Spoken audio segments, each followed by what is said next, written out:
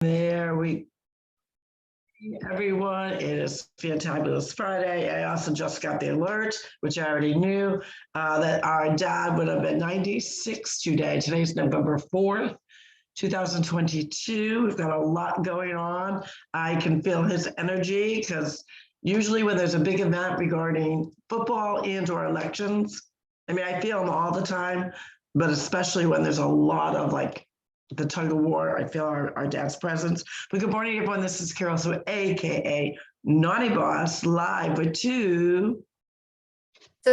Hey, good morning, everyone. It's Janice, aka Wellness Diva 5.0. Of course, yes, Fantabulous Friday. And what is fantabulous? I did think of Daddy, of course, this morning. Yeah, 96 years old, and I guess it would be his third heavenly birthday. Would it be his third? His anniversary was when? Just yes, but he passed away right after his right birthday was after his passing. So yes, that is, even though he's only been gone a little over 2 years. Yeah, over 2 years. It's just kind of the way that it worked out. And you know, one of the things about our dad was he really wanted to live to 100. That was his goal. His mom lived to 103. And I remember having a conversation with him and Aunt Mary, his sister, and she would say, I don't know what the big deal is. I don't want to live that long. Why does he want to live that long? They always would debate it. And it was such a cute bantering of the two of them going back and forth. No, he didn't make it. He was, you know, a little bit shy of that, not by a lot, but, you know, we know that he's celebrating in heaven, and life goes on. And, you know, I often wonder, because right after that, right after his passing was the election, which I know he would have been going a little cray-cray over. So I feel that presence. And probably one of the best moments with Dad was when number 45 actually won the first year. And he was already in New England. He was staying with us. And we stayed up till, I want to say it was 2:30 or 3 in the morning, partly because, you know, obviously the stats were still coming in, the votes were still coming in. But there was a point that I was like, I don't know, Dad, I don't know. And John gave up. He said, I'm going to bed. I think he went to bed around midnight. And then when we started to scream when they announced it, he came rolling back downstairs a couple hours later. He goes, oh, the two of you are still out. And we were just yelling at the TV. It was such a great moment. He absolutely loved 45. And my dad, our dad, you know, it was very, I would say, very politically correct in all his statements. Obviously very faithful to the Lord, his church, his God, his country, his family, and all of that. And when you look at the personality of who 45 is, I would not initially would have thought that our dad would gravitate towards him because personality-wise, they're so different. But I think that was one of the things that our dad really absolutely loved, was that he was different, that he wasn't a politician. So like the bantering or the tweets, that kind of stuff really, I mean, really didn't bother him. Once in a while he would say, I don't pay attention to it, so I don't really care. I'm focused on what he can do. And I think when you go back to that mentality is, I don't really care, you know, everyone has missteps, everyone puts their foot in their mouths. What I care about is what's the result, what's the end result? And you put that into comparison to, say, the speech that was not last night, I guess it was the night before. I did not listen to it live, I only got excerpts from it. But when you go from, you know, someone that actually can lead with what they've already accomplished in their first term, and it shows, and it is supported by what the economy is doing, how everyone was flourishing. We were, you know, obviously energy independent, all those great things. Jobs were flourishing, everyone's retirement was flourishing. People just had this, you know, really good feeling about them. And you go from that contrast to someone that sadly cannot run on their accomplishments because there are none. The only things that he has done has been negative. The only things that he has done is divisiveness. The only thing that he's done is fear mongering, shaming citizens. You know, the one key piece I got that I could feel Dad's presence cringing was the way that he used the word democracy over and over again, but it wasn't used in such a good way. It was used in a negative way, that we should, be fear of that because democracy won't be served. And when you use democracy against the actual word in the meeting and against its citizens, that's the hypocrisy of and really embraces and categorizes and encompasses everything that he hasn't done because he was supposed to be the big uniter. So I often kind of think, what would Dad think? How would he feel about all this? He'd be doing a lot of yelling at the TV, no doubt. And he might have even said a few swear words. He might have, and he didn't swear often. I can think on one hand. One in particular, which is a sidebar, is when he was chasing Fran and Victor in the house on 191 Elizabeth Street, where he lived for many years. I don't exactly remember what they did wrong, but I remember there was a lot of running in the house. And that was a big English Tudor home with two major staircases in the house. And they were running and he was chasing the two of them.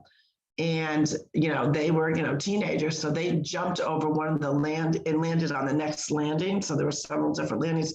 And I was behind Dad. I don't know why I was chasing Daddy. I don't know why I was doing that, but maybe because I wanted to see what the action was all about.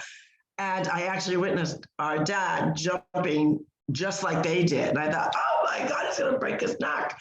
And then I think once he finally landed and got down the final staircase, he realized, I gotta really hurt myself. This is not really worth it. Obviously, he managed to get the boys, rope them in and reprimand them for whatever they were doing wrong. But I think of how Daddy would handle these. And that was probably one of the only times, other than one other time, that I personally heard him swear. So he was not a swearer. Very rare. I remember him describing when he went through the tornado that went down, flowing well. Time to swear. Yeah, and Claudine had called him and said, get in the middle bathroom. Well, he decided, get up, put on his slippers. Oh, let me turn the TV on. Oh, let me just get back in bed for a few minutes. And then the tornado comes, and as Daddy's describing it to me, and he just says it so nonchalantly, and I covered my eyes and said, oh shit. Right. And for Dad saying, oh shit, that was a big thing. I think I've only heard him say the F-bomb twice. And I think it was just in the heat of the moment. And then I've actually heard him use that word in a different manner, but we're not going to go there. But I think, and you probably know what I'm talking about. But anywho, that was kind of a fun story. Maybe someday we'll share that. But today is Fantabulous Friday. It's also John and Chris Turpin's anniversary, so happy anniversary to them. I don't know of any other big. I didn't even check anything else. Those are the only two that I know that always, I always just know. But how do we celebrate, and why do we celebrate ourselves? Because that almost sounds really selfish, but it's not. Friday, Fantabulous Friday, is a great way to kind of review what you did with your healthy tips. How did you manage maybe derailments in your week? Because we know we always get derailments in our journey, but they also include the derailments of our week. The renegotiation of your time, your schedules. Geez, I can't get my workout in this particular time. Am I going to get it in? Am I going to do another activity, kind of balance that out? Did I set out and do everything I said I was going to do? Was I intentional? And the cool thing about really celebrating ourselves on Fantabulous Friday, it's the day to pat ourselves in the back, despite the failures, despite the missteps, despite missing those goals, because we still have many blessings to always be grateful and thankful for. And that's what we're celebrating. We're celebrating about the little milestones that, okay, maybe we didn't quite get to where we were supposed to go. Maybe we didn't get every check mark checked off on that checklist. But the fact is that we made positive motion forward taking that step. Don't you think, Jim? Well, yeah, because, part of going forward is recognizing where you've been, what you've wanted to accomplish, what you did accomplish, what you did not accomplish. And that kind of redirects us to kind of fine tune everything, so to speak. And there's a lesson within that. So it's not that you quote unquote failed. It's just that, life happens. There's a derailment. Lord knows, we've all had them, right?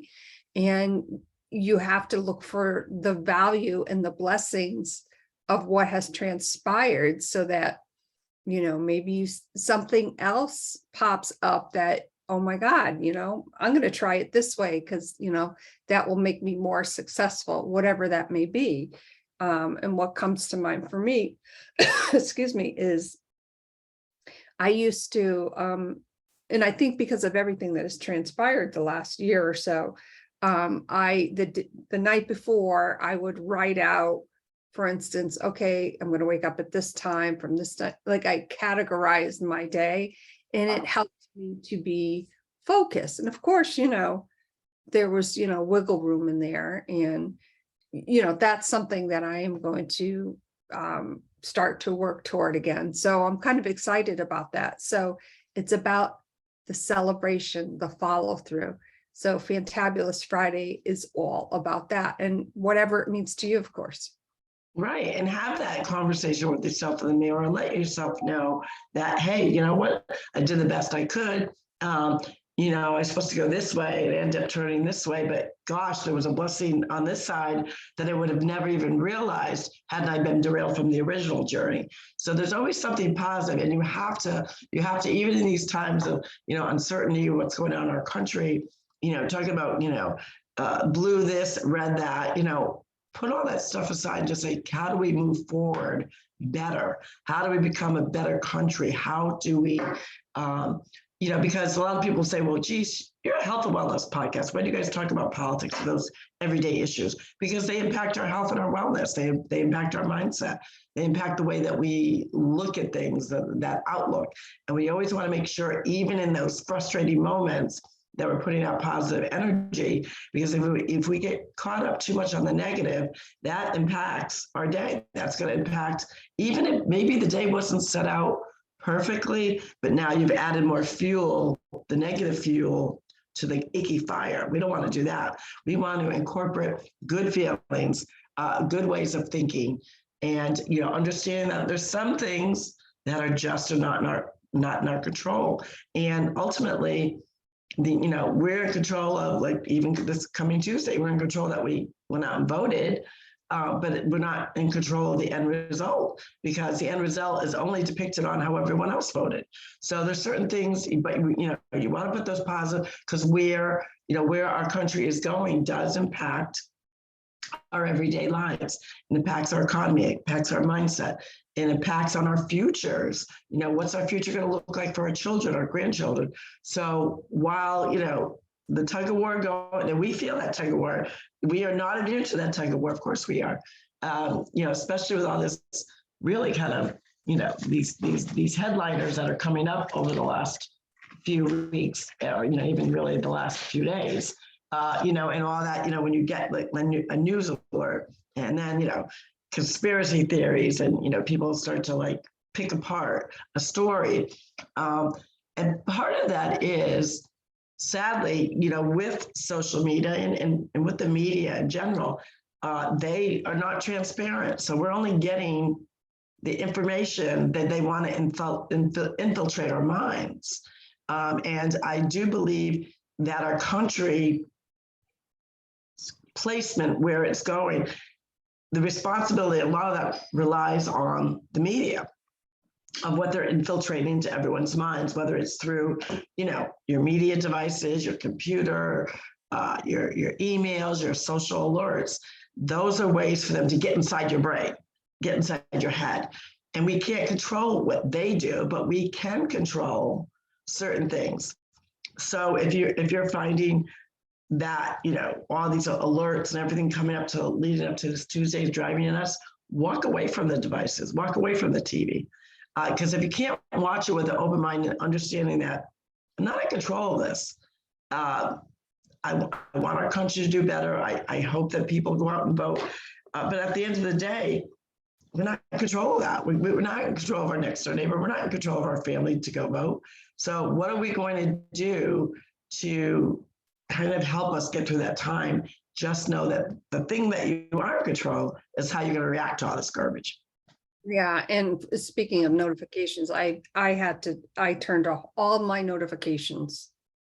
I just can't be bothered. It's not that I can't be bothered with it. I do a check, like my text messages or whatever, that sort of thing. But I'm like, I'm done with this. Because I found that it was not very healthy, I guess I want to say. And Is this not healthy? Have you checked your mail? The amount of cardboard postcards, political ones. I'm not kidding. I get about 10 of them a day. oh yeah, we get a lot of them a day. Trees died over that. Well, I know, and of course, with the upcoming midterms, yes, we expect that, but let's put our money to good use is all I'm going to say about that. That's the only nice thing I have to say about that, I guess. And a positive thing, no one won the Powerball. That's right. Yeah, we were talking about that yesterday. Gary's like, I know what I'm going to do when I win the lottery. And I think that's one of the blessings of that when it gets to be like that, because everybody wants a piece of the pie. Everyone imagines, everyone knows the odds are against them. That but when we talk about that on Wellness Wednesday, what you attract, what your thoughts are, what you're going to attract. So if you attract abundance and you keep those thoughts going up of what would I do, and I challenge everyone, instead of saying what would I do, just say this is what I'm going to do, because you're changing the narrative, you're changing that mindset to be positive and attract it. So if you said, oh, if I won, this is what I would do. No, it's when you win. Now, we already know what the odd and the statistics are. We don't care about that. It's the fact that we're putting out those good vibes into the universe. So I love hearing stories of what people will do when they win. Yeah, and let's just say there was an airplane, a couple different homes, a boat, and I'm like, whoa, slow down there, buddy. Yeah, if someone was to ask me what would be the one thing that you would want, and I would say I would want a home where, not necessarily that I would live in it per se, but it would be a place to go for the families and friends to go. So you could always have a place to gather and no one could ever be left out. There'd always be room there versus, some people can come and other people, have to stay at a hotel, that kind of thing. So I think that would be probably one thing. And, then I would, set up, whatever charities for people to help people, to impact people in a positive way. Definitely, the like Tower to Towers, those types of charities. I love those. And always giving back and see, because we know, and we talked about that on Wellness Wednesday, that, the more money you have, the more that you can impact people in a positive way. And really, that's the whole point of money. And if you really look at Elon Musk, like him or not, he has that vibe about him that he, made himself what he is, but he impacts people. He knows the more he has, the more he can impact people in a good way. So I like, he's very inventive. Obviously, he has this scientific mind that a lot of us can't even wrap our brains around, and always looking for the future of improvement of, whatever project he's working on. So I love the fact that when you think about it, always make sure that when you're thinking about that abundance, think about it in such a way that, of course, it's going to impact you. Of course, it's going to impact your family, but how is it also going to impact your community? What good can you do with that? Because you really can impact people and change people's lives for the good And that's all the good stuff that comes out of that. Yeah, that is true. You know, how can you impact somebody's world in such a positive manner? One charity that Gary and I obviously both agree on is we both said, oh, Tunnel to Towers for sure. Yeah. It's just when you hear the stories of them and, what impact it makes for them to just go in their home. And sadly, if they're wheelchair bound, that they can have a stove that comes down. That when I see that, my heart just like, how wonderful that is. Or, when you have, that family that lost that loved one, and now all of a sudden their mortgage is paid for. They don't have to worry about that burden. It's such a relief for them that they could focus in on, taking care of the children and making sure that they're whole, even though that, maybe now they only have one parent in their life. So those are the kind of good feel, and vets, just taking care of vets, period. No vet should be homeless. No vet should go without medical care. And also the elderly. I mean, I think about many things of so many people have family members, in an elderly community and or convalescing in a home. And they have no visitors. No one comes to see them, impacting them in such a way, whether it be with entertainment, whether it be, bringing, making it possible, maybe they just have a situation, medically that they can't move around, making it possible. It's how can you make the rest of their journey on this planet inspiring? And I love the fact that elderly people absolutely love just listening to children, just being around little children brings them back to a place and time of just feeling good and maybe reminiscing about their own childhood. So just ways of really impacting people in a positive way. Yeah, and of course, this weekend, tomorrow, Sal and Ralph are playing at the library. So nice. So that'll be nice. A lot of good things coming up. Music always soothes the soul. And Gary and I just love, obviously, going, to see them sing and entertain. They're definitely entertainers, have been for, oh my gosh, such a long time. Their whole life. Yeah. So, and I think at one point, I don't know if he's still watching, Ralph did pop on for a little bit. So Ralphie, as Gary would say. Yes, I missed that. Hopefully when I'm up, we can connect. I wonder if we can, maybe you could ask him, does he have his December schedule?